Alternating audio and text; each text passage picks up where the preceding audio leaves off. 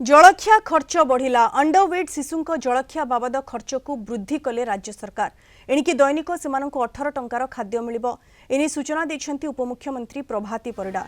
राज्य में 35,000 शिशु सीवियर अंडरवेट अछंती। ए बाबदरे 126 कोटी 83 लाख टंका निजस्व पांठिरु बहन करिवे सरकार। एहासह शिशु जीवनर प्रथम 1000 दिन पोषण उपरे आधारित डिजिटल बुकलेट उन्मोचन करिसेंती उपमुख्यमंत्री प्रभाती परिडा।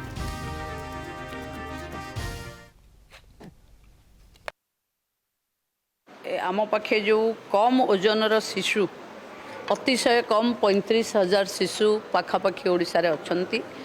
तांकर सकाळ जलखिया खाइबाटा जो थाए सुखिला खाद्य तार खर्च को आम 8 टंकारु वृद्धि करी 12 टंका पर्यंत नहींचु।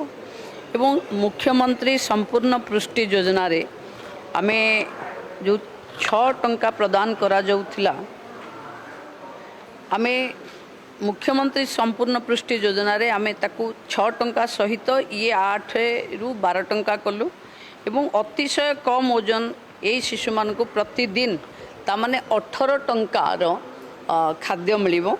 एवं जो माने अंगनवाड़ी रे अछंती तांकू आमे टंके 24 पैसा दिया होतला एबे 3 टंका 56 पैसा दिया जिवो। एवं आर जो 126.83 कोटी अधिक व्यवहार आसो ताकू राज्य सरकार निजस्व पांठिरु बा निजस्व व्यय बरादरू ही